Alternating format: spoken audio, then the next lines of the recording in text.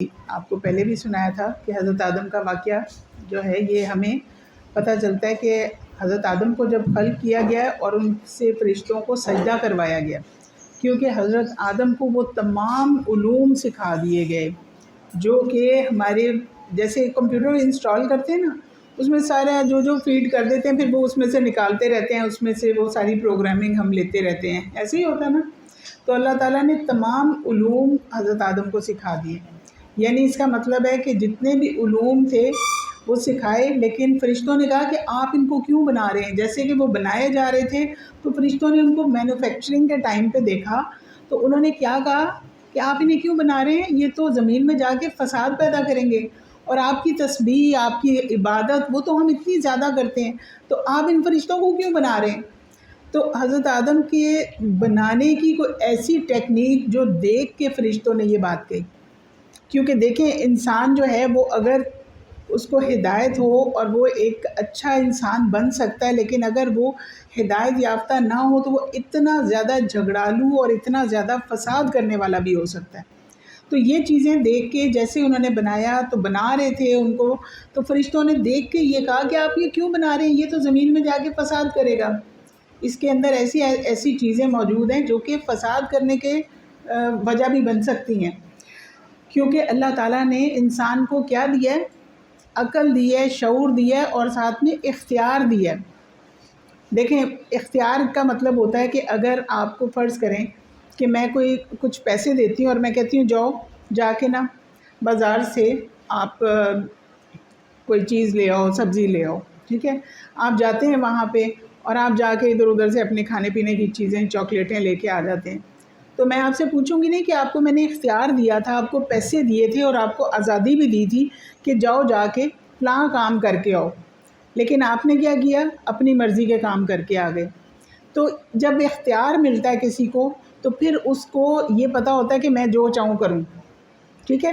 وہ اپنا جو اصل کام ہے وہ بھول بھی سکتا ہے اور وہ گمراہ بھی ہو سکتا ہے کہ آپ کو وہاں پہ کوئی دوست مل گیا، وہ کہتے ہیں چلو آؤ گیمنگ کرتے ہیں، چلو جا کے گیمنگ میں بیٹھ گئے، تو وہ جو اس قسم کے دوست ہیں وہ شیطان کی شکل ہوتی ہے۔ بعض اوقات شیطان اپنی اصل شکل میں نہیں آتا۔ شیطان کا آپ کو تھوڑا سا تعارف اس لیے کرانا ضروری ہے کہ ہمیں یہ نہیں پتہ ہوتا کہ بعض اوقات ہمارے دوست بھی شیطان کی شکل میں آ جاتے ہیں۔ شیطان کو بہت پاورز ملی ہوئی ہیں، اس نے اللہ تعالیٰ سے ٹکر لیا ہے، اللہ تعالیٰ سے چیلنج لیا ہوا ہے کہ میں اپنے ساتھ جہنم میں بہت سے لوگوں کو بہکا کے لے کے جاؤں گا جہنم میں، تو میں اکیلا نہیں جاؤں گا، میرے ساتھ اور بہت ہوں گے۔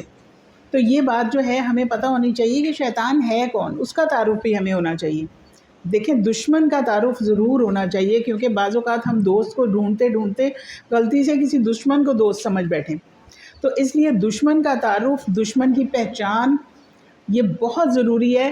دوست کی پہچان سے بھی زیادہ دشمن کی پہچان ضروری ہے۔ جو آپ کو غلط راستے پہ لے جائے وہ دشمن ہے، شیطان ہے، شیطان کا نمائندہ ہے، وہ انسانی شکل میں شیطان ہے۔ جو آپ کو غلط راستے پہ لے جائے، جو آپ کو صحیح راستے سے منع کرے، جو آپ کو غلط راستے میں آسانیاں پیدا کرے، جو آپ کو آسانی بتائے کہ غلط راستے میں کتنا مزہ ہے، کتنا اس میں آسانی ہے، اور وہ آسانی پیدا کر دے، تو آپ سمجھ لیں کہ وہ شیطان ہے۔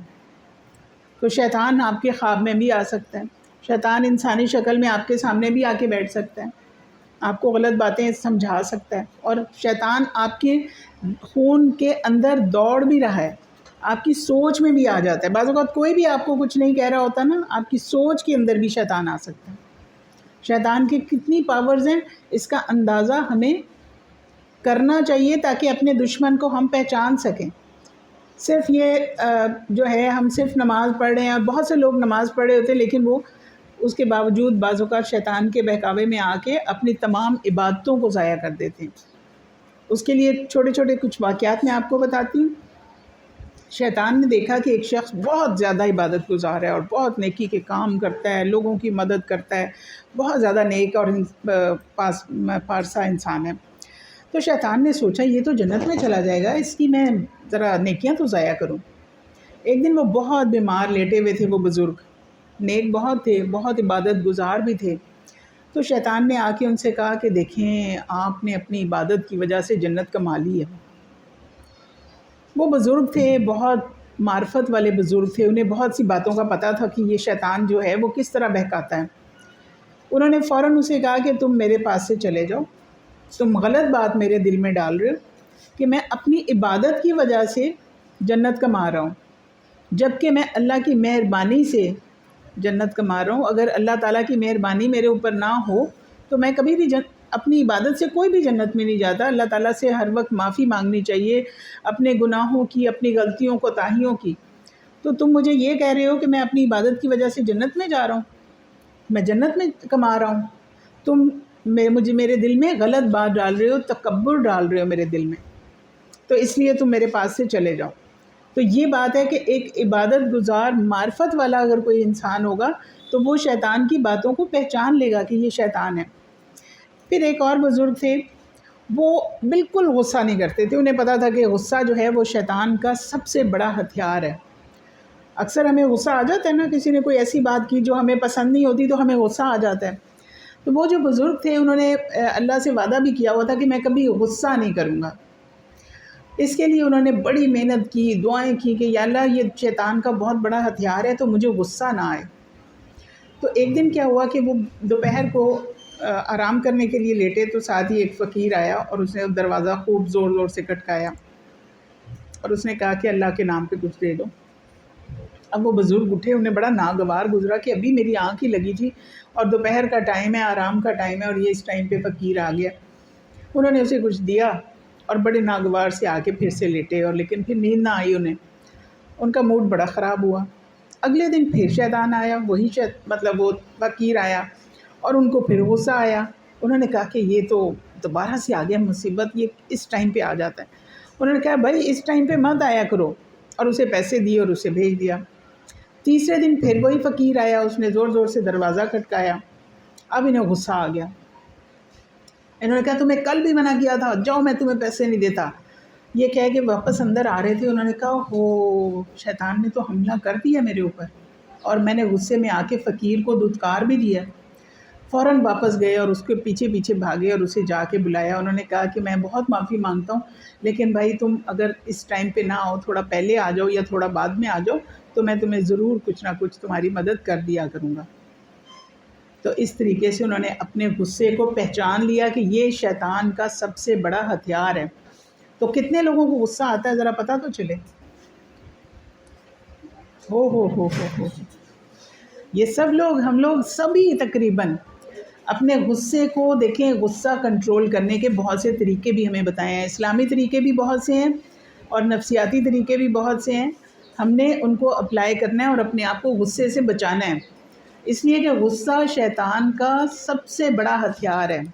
ٹھیک ہے، جب بھی غصہ آئے آپ نے اس کو کنٹرول کرنا ہے، اعوذ باللہ من الشیطان الرجیم پڑھنا ہے، پانی پینا ہے، اگر آپ کھڑے ہیں تو بیٹھ جائیں، اور اگر آپ کسی ایسی جگہ پہ ہیں گھر میں یا کسی ایسی جگہ پہ ہیں کہ آپ لیٹ سکتے ہیں تو ریلیکس ہو جائیں، لیٹ جائیں، اور اگر نہیں تو پھر اس جگہ سے آپ فوری طور پہ چلے جائیں تاکہ وقتی طور پہ آپ کا غصہ فوراً کنٹرول ہو، پھر آپ سوچیں سمجھیں ٹھنڈے دل سے اور آپ اس کے بارے میں صحیح فیصلہ کر سکیں کہ میرا یہ جو مسئلہ تھا اس میں مجھے کیا کرنا چاہیے۔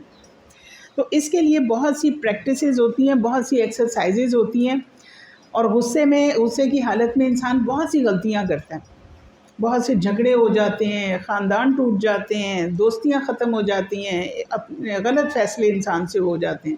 ٹھیک ہے، تو آپ جیلوں میں جا کے دیکھیں، چھوٹی سی بات نہیں ہے، یہ غصہ بہت بڑی بڑی جگہوں پہ تک لے جاتا ہے آپ کو۔ ایسی ایسی جگہوں پہ لوگ پہنچ جاتے ہیں غصے کی وجہ سے، جیلوں میں بھرے ہوئے ہیں، جن سے جا کے پوچھیں کہ کیا ہوا تھا، کہتا ہے غصہ آ گیا تھا میں نے بھائی کو مار دیا، غصہ آ گیا تھا میں نے اپنے فلاں رشتے کو مار دیا، اس طرح سے جو بھی کوئی غلطی کر کے آتا ہے۔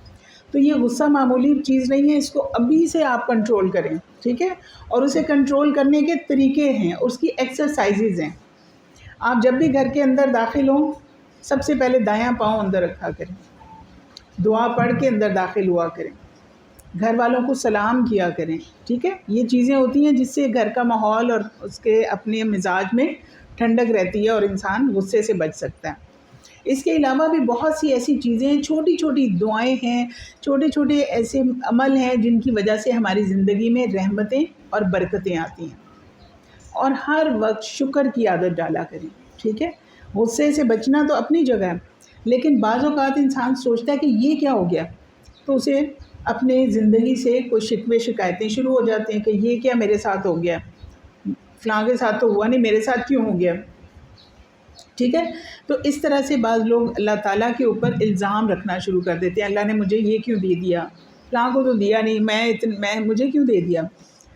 کوئی مسئلہ ہے، کسی کا خدا نہ خواستہ والد نہیں ہے، کسی کے اگر فرض کریں مدر نہیں ہے، یا کوئی ایسے اس کے مالی مسائل ہیں، تو انسان سوچتا ہے فلاں کے پاس تو اتنا پیسہ ہے، میرے پاس تو ہے نہیں، فلاں کے ابو تو اتنے امیر ہیں، میرے ابو نہیں ہیں، میرے ابو خدا نہ خواستہ کسی کے ساتھ کوئی بھی مسئلہ ہے، تو ہمیشہ ہر حال میں اللہ تعالیٰ کا شکر کرنا ہے کہ اللہ تعالیٰ نے اگر کوئی چیز نہیں دی تو اس میں ہماری کوئی بہتری ہوگی، ٹھیک ہے؟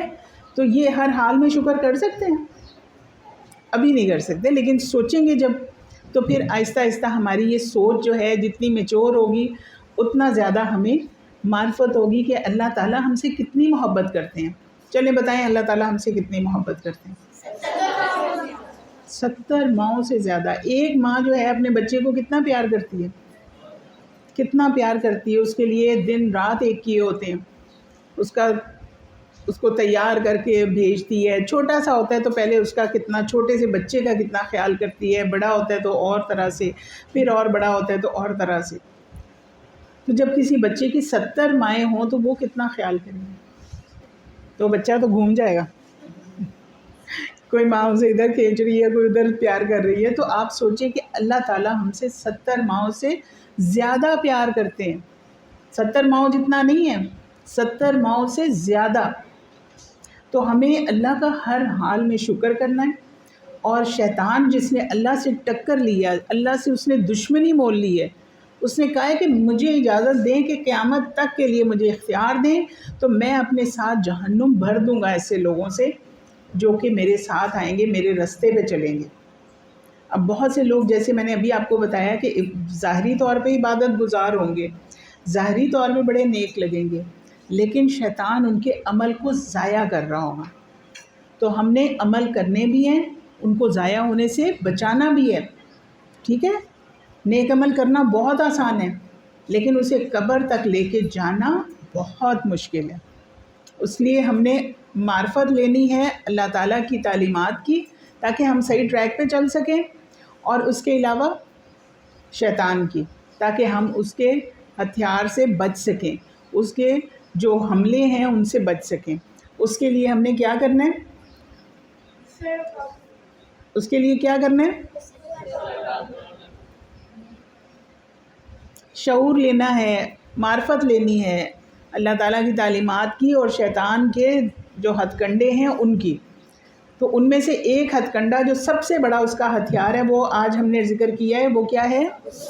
غصہ۔ اور غصے کے اوپر ہم نے کنٹرول کرنا ہے، غصے کی دعا ہے، غصے کے لیے بہت سے اعمال ہیں جو ہم نے کرنے ہیں وقتی طور پہ بھی، اور اس کو آہستہ آہستہ اپنے اندر سے نکال